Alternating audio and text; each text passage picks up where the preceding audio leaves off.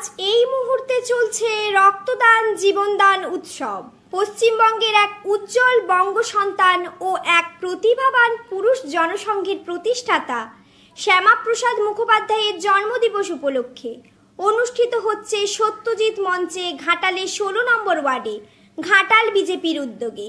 তিনি ছিলেন স্যার আশুতোষ মুখোপাধ্যায়ের কনিষ্ঠ পুত্র।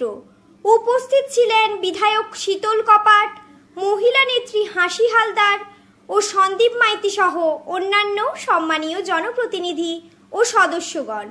তথ্য রিপোর্টে গঙ্গাধর রায় ও সুজয় পাঁজার সাথে সংবাদ পাঠে আমি অন্তরা মাইতি, ঘাটাল বার্তা।